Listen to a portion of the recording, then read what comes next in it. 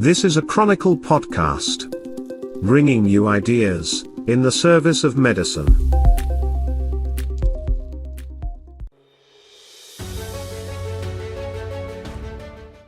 From the Chronicle podcast system, this is the NPC podcast of the National Pharmaceutical Congress for April 27, 2022. The NPC podcast was created to discuss and consider the purpose, process and people of the pharma industry during the COVID era. We'll continue the healthcare conversation by answering questions sent by listeners, just like you. This program is presented in cooperation with Imprez, Canada's next-generation commercial partner. The industry is rapidly evolving, and Imprez is designed to help you evolve with it. Learn more about Imprez tailored best-in-class solutions at www.imprez.com. Our guest today is Brian Bloom, the co-founder, chairman, and CEO of Bloom Burton Co in Toronto. He'll join your hosts, Jim, Mark, and Mitch, to talk about the annual Bloom Burton Conference, which takes place next week. To start the conversation, here is Mitch Shannon, CEO of Chronicle Companies. Welcome back to the NPC podcast. I'm your co-host, Mitch Shannon. We're beginning season number 7 of our series, and we've returned to our podcast Gondola, high over center ice. With us in the gondola is James Shea, General Manager at the Council for Continuing Pharmaceutical Education. Jim, are you all set for the playoffs? I certainly am. I can't wait to see the Habs in the Cup final again this year. It'll be very good. Habs in the Cup final. And with us is Mark McElwain, the pharmaceutical industry consultant and senior health policy expert. Mark, you got to love this view from the gondola. You really can't beat it. It's fantastic. From up here, I can see the parade starting to form. Go Leafs. Yeah, I think that's starting on Wood Street and winding its way around to Carlton. So together we are your skilled podcast hosts known as Jim, Mark, and Mitch, because all the really clever names were taken, such as Pep Boys, Manny, Mo, and Jack, or Invocana. Chaps, we're starting out this new season with a friend of NPC, Mr. Brian Bloom. Listeners will remember his past visits here. Brian, of course, is the American actor and screenwriter. He was the voice of Captain America in The Avengers, Earth's Mightiest Heroes, and multiple subsequent Marvel titles. No, wait, that's an entirely different person named Brian Bloom. Damn that Wikipedia. All right, we've got the original and genuine Bay Street Brian Bloom, who is the co-founder, chairman, and CEO of Bloom Burton Co in Toronto. For 14 years, Brian has been right at the center of the Canadian life sciences sector, and it's a pleasure to welcome him back to the podcast. Thank you, Mitch. I'm very happy to be here. Brian, the highlight of the life sciences investors calendar in Canada is the annual Bloom Burton Conference. We're excited that you're going to resume things as a live in-person event on May 2nd and 3rd in Toronto. Looks like you're going to have about 66 companies presenting, and it's the usual eclectic mix, ranging from the well-known to the unknown to me. What should we be looking for at this year's Woodstock for the life sciences investor community? Firstly, thank you so much, Jim, Mitch, and Mark, for having me on. It's great to be up here with you and to enjoy the view and to talk about Bloom Burton and our upcoming Healthcare Investor Conference. I think after such a crazy year of all of us being at home with our laptops and working from home and not, interacting with each other, the most important thing that I'm excited to take the temperature of is how people are feeling and whether they're optimistic or pessimistic in the capital markets and how investors are feeling. We've just come off of a 10-year bull market that peaked in 2020 at the height of the COVID pandemic, when the biotech and the pharma industries came to the rescue and all of our stocks were flying high. And it's been a tougher slog over the past 2 years, specifically the past 6 months have just been really, really difficult. Most stocks are down and capital is flowing out of the sector. But I kind of feel like that we're at a reset moment right now, exactly as we are all coming together for this conference. So, I'm very excited to take the temperature of investor sentiment as what that will mean for 2022 and 2023. Yeah, seems timely for sure. Brian, it's Mark.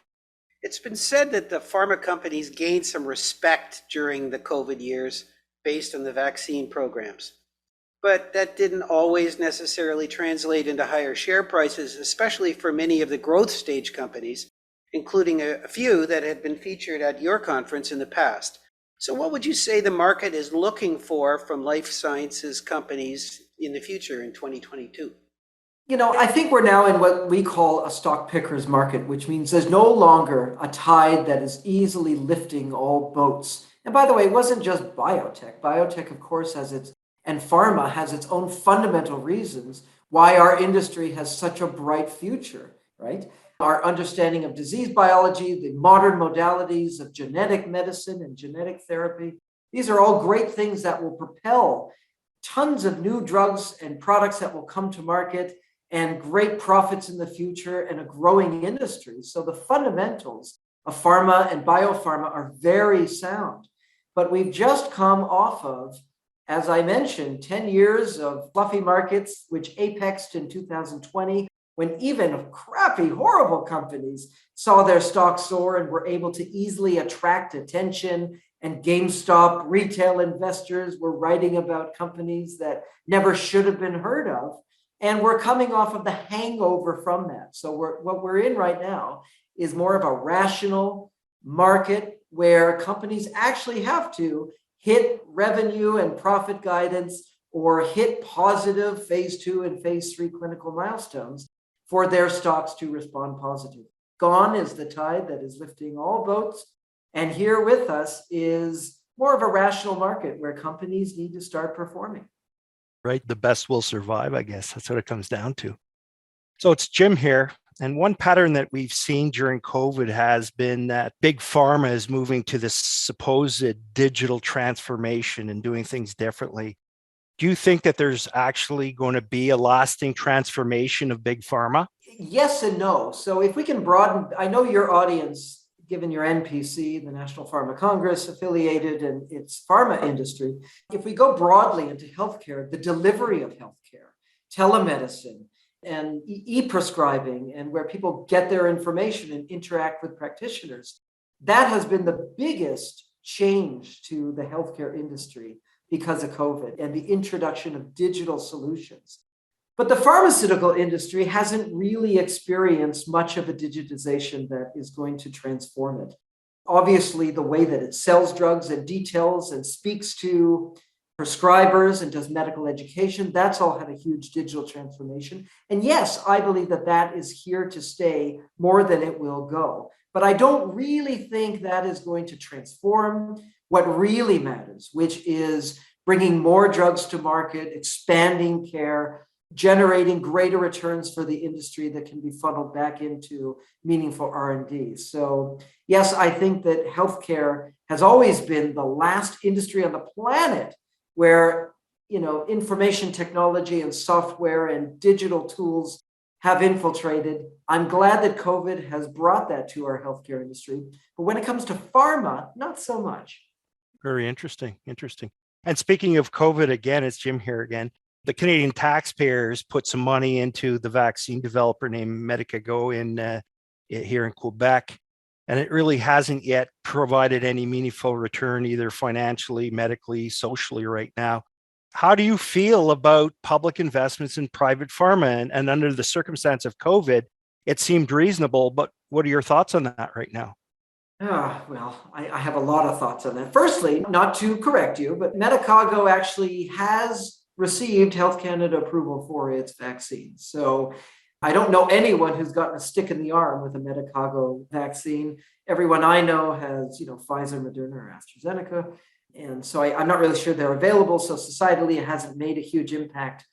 Medicago, of course, is a plant-based manufacturer. They have a big greenhouse manufacturing in Quebec City. They're owned by Mitsubishi and Philip Morris, a tobacco company, because they use tobacco plants as their manufacturing machine and platform. All of that said, I'm not a huge fan of my tax dollars being directed by the government, whether we're in an emergency or not, into our industry.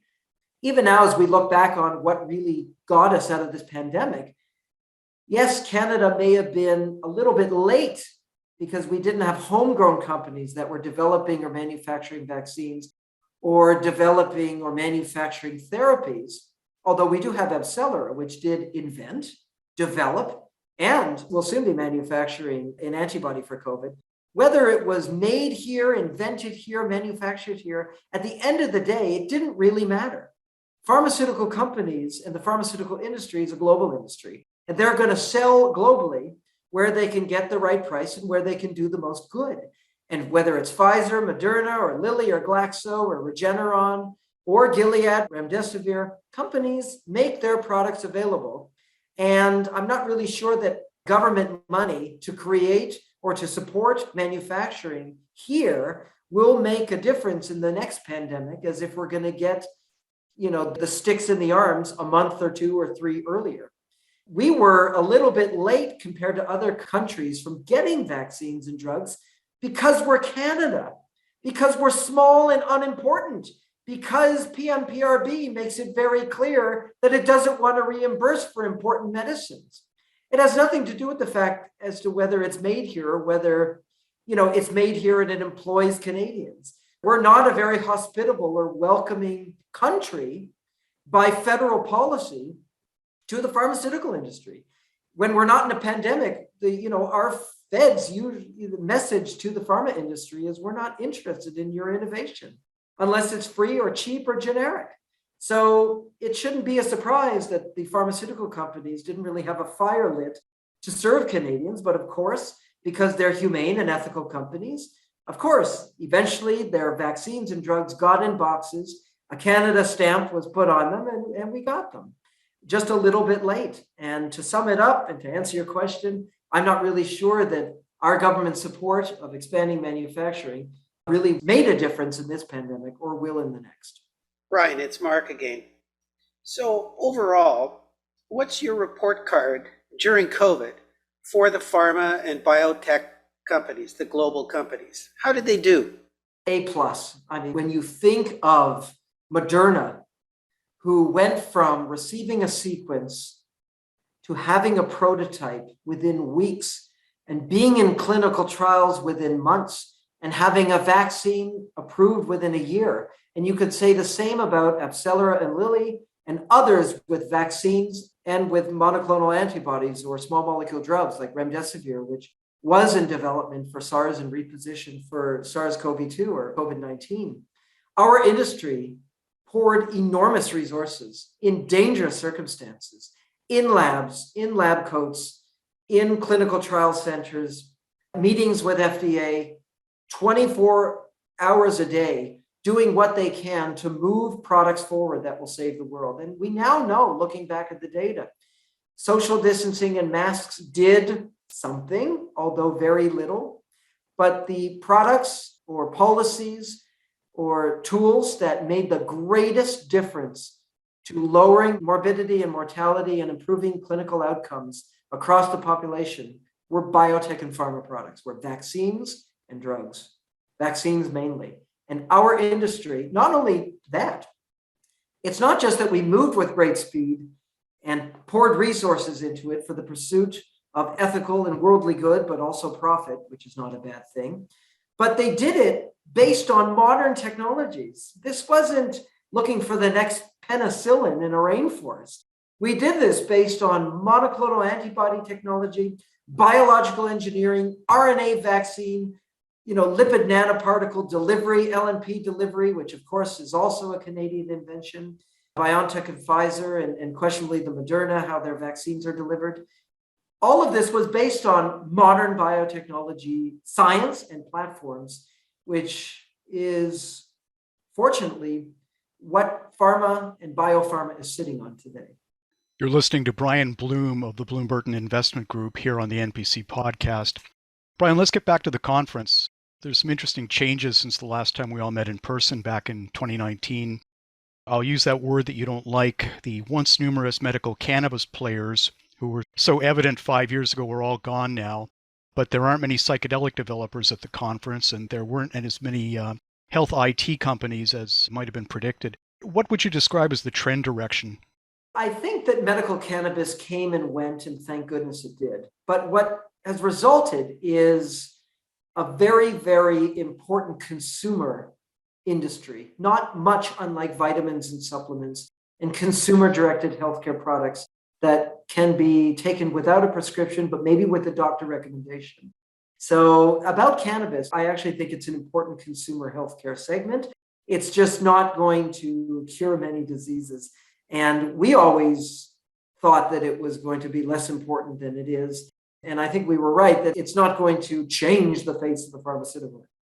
When it comes to psychedelics, yes, that came and went, but what has been left in its wake is true pharmaceutical developers that are taking this very important class for serious psychiatric disorders like depression and psychosis and trauma-induced addiction and other things, where psychedelic true medicines that are being developed by ATI, by Compass, by Field Trip, by others, these are the true legacy of all that cannabis capital that flowed into psychedelics. The truth is psychedelics will play an outsized role in the future of CNS and psychiatric medicine, and a few companies remain to do that work. With respect to healthcare IT, many people thought that the whole industry was going to be transformed by technology. That's not the case, but I would say that about 1/8 or 1/7 of the companies that are presenting at our conference are in the digital healthcare or health tech area, and that's good. Moving forward, though, we see value in private companies, in publicly traded companies, in biotech R&D companies, in pharma companies that have revenue and that sell products, in medical device and diagnostic, and companies that do engineering for implants and instruments like MRIs. And we see great value in services, which include digital, but also non-digital ways to deliver better care to Canadians and global patients. And we have companies across every single one of those segments at our conference. And every year, the proportion of biotech versus pharma versus device versus digital, it floats up and down. But generally, we have all segments greatly represented. And that's not by design. We really just look for the best companies, no matter what stage they are, whether they're startups or they're highly profitable, whether they're private or publicly traded, or whether they're in the various subsegments of healthcare. We just look for best companies. And we invite those companies, and they just happen to represent all the different areas of Canada's thriving healthcare industry. Well, you've often noted that capital is international and plentiful and always seeking opportunity. You and Jolien and your team have been great advocates for Canada-based life sci companies and for Canada as a place to do business. What would make your work as an advocate easier, or to put it another way, what's it going to take to draw more venture capital to Canada? Better management teams. And that's not to say that the 4 good CEOs that we have aren't good. I'm just kidding. We have more than 4. Look, we have a handful of superstar CEOs. We have a great crop of others that are doing good work and that are learning every day. We're not Boston or San Francisco or New York or London, where for more decades than we have had a innovative healthcare industry or biotech industry or pharma industry. We're not Research Triangle Park or New Jersey, where people fall out of Glaxo or Merck and they've had 20 years experience when they start and they work at younger companies, or they sit on the board and contribute to younger companies. Canada's ecosystem of innovative healthcare companies is just a couple decades old. So there's not much we can do to increase the experience and allow the wine to age and to be better. But like a good wine, every year that passes, our crop of CEOs and C-suite executives does get better. We now are at the point where some CEOs are on their second or third companies. They've already had 1 or 2 exits. They've made money for their venture investors or their other investors 2 or 3 times. They're either retired and sitting on boards and mentoring the next crop of leaders, or they're on to their next company. And that's really, really great. And that's what we need. Canada doesn't have a lack of great technologies sitting in universities or being published in publications, or, in someone's garage. Someone has a great idea at a bar sitting with his friend. Hey, we should form this new company. Wouldn't it be great if we did this or delivered this or sold this? We have the ideas. Capital, as you mentioned, is international, fungible, and crosses borders very easily. We just need our C-suite, our management crop to mature. And it's happening. Brian, it's Mark again. So With what we used to call the FANG companies investing heavily into healthcare and the so-called consumerization of healthcare you were talking about earlier, isn't everybody in pharma just going to end up working for Silicon Valley eventually? I don't think so. At the end of the day, pharma companies, what they really do well is understand the foundational science and how to orient that science to make commercial products and then to deliver those commercial products. If Amazon ever gets into being, I think one day they will be the world's leaders in, distributing drugs, logistics of drugs. I mean, if I was McKesson, I'd be worried. If I was Shoppers Drug Mart, I'd be worried, or CVS or Walgreens, I'd be worried. But if I was Merck or Johnson & Johnson or Regeneron or Gilead, I wouldn't be too worried. I don't think these Silicon Valley companies are really in the business of translating science into meaningful medicines and meaningful products and services that affect patients. And I think there's a lot that those FANG companies can do to get rid of middlemen, to disrupt and lower costs, and to democratize access. So there's lots of industries adjacent to healthcare, like insurance, like access, like PBMs, like distributors, like warehousers, like logistics, like sales, like the dissemination of information. Lots of ways that these companies can disrupt, but I don't think the pharmas have much to worry about. Okay, so let's talk about the trend to remote work that COVID brought to the fore. Has that trend alleviated Canada's brain drain by opening up access for Canadian companies to talent around the globe? Or has it made the brain drain worse by it being easier for Canadians to work at US salaries for US companies? Have you seen the good or the bad? With respect to the audience of this podcast, which is mainly the pharmaceutical industry and the biopharma industry, the vast majority of the functions of our biopharma industry, which is research and manufacturing and distribution and education, those are relationship-based and a very local business, right? You have to actually be in a location to hold the test tube or to hold the hand of a patient in a clinical trial, to be in a hospital to sell, a new instrument or to stock a drug. And, very little in our industry can be outsourced. When we talk about COVID and we talk about sitting at home, it's not much different than, when the generic industry started making generic drugs in India and China and displacing the North American industry. That is true as long as it is a commodity you're talking about. Anything that rises above a commodity is not very easily offshored or genericized. And I just think our whole industry really does depend on and benefit from being together, doing things together, forming relationships together, persuading together, and building value together. And that's a very local thing.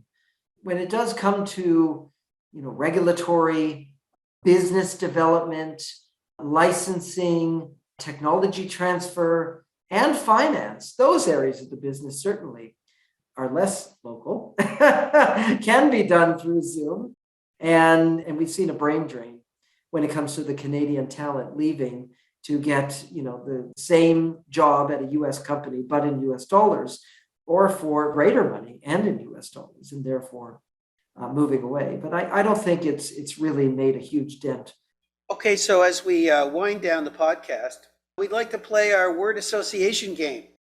So just go ahead and say the first thing that comes to mind in response to each of the following phrases, okay? I will try and keep this G-rated. Okay, so here's the first one. Dental Corp. Teeth. Okay. Knight Therapeutics. Goodman. Mark Cuban's Pharmacy. Basketball. Eugene Melnick. Bioville. I still think of Bioville. Finally, the last one. Medical Cannabis. Recreation. Nice. Well, it's Jim here. And gentlemen, I think we've seen this development up here on the gondola. And it looks like Brian's just got a double minor for looking and sounding so good. So we're gonna have to go on to a PK here. And of course, that's our prognostication corner, as K as in knuckles. So what bold predictions can you make about the life science industry during the next 12 to 24 months? Yeah, I don't really have bold predictions, but over the next 2 years, I think that our industry is still in the early innings of a long, fundamental, positive, value-creating bull cycle, where because of the science and our understanding of disease biology, the tools that we're playing with, like RNA and gene editing and gene therapy, when it comes to patients, the best is still yet to come. But I must say the capital markets and macro things outside of the life sciences industry, stuff like, monetary policy and interest rates and, employment and world peace, things that we don't control, money supply, things don't look great, government spending, things don't look that great for risk industries like investing in medical innovation. So I really think, there are still huge home runs that will happen, that we're going to see, and from Canada, like we've just described, but choosing them is going to be harder. And hopefully the markets will be intact and normal and not going through a crisis, so that investors and the employees and everyone in the ecosystem can actually celebrate these success and benefit. Well, that kind of brings it down to your opening statement about the idea it's going to be a stock picker's market. It's going to be an investor's picking market for sure. Yeah, it's harder, but the winners are there somewhere. And I just think it'll be fun to watch. Absolutely. I think the fun element is the dirty little secret of what we do. Oh my gosh. TGIM is what my wife says. Thank goodness it's Monday. It is my mantra. I love what I do. And whether it's a good market or a bad, I just love supporting Canadian companies, helping investors make good decisions, even when I give them bad advice sometimes. And I hope our conference is useful in that respect. I hope to see all of you there. You could leave the gondola, get some sunshine, come down to the Metro Toronto Convention Center, May 2nd and 3rd. No. We never leave the gondola. That's part of the contract. We're here 24/7. We've been speaking with Brian Bloom, the Bloom in Bloom Burton, in advance of the Bloom Burton Company Healthcare Investor Conference in Toronto. It all happens on May 2nd and 3rd, just 1 week after this episode airs. Brian, thanks for dropping by, and without any doubt, we will see you on May 2nd. And to everyone, thanks for listening. If you have questions for our guest, or comments for us about today's conversation, tag us on Twitter at 2021 NPC. You can also send email to health@chronicle.org. Attach a voice clip to your message and you might appear in an upcoming episode. If you liked today's NPC podcast, please share it with your colleagues. Find us at Apple iTunes, Google Podcasts, Stitcher, Spotify, or wherever you get your podcasts. The NPC podcast is presented in cooperation with Imprez, Canada's next-generation commercial partner. Check them out at www.imprez.com. This is your announcer, Leona Void, speaking. The podcast producer is Jeremy Visser. Research for this program came from Cristela Tello-Ruiz and Catherine Brenders. The musical theme is performed with singular precision by the NPC Podcast Orchestra, under the direction of Maestro Ernesto Milbrook. We'll be back next week with our guest, Joan Chaffier of Alto Pharmaceuticals. Send us some questions for Joan. Till then, please take good care.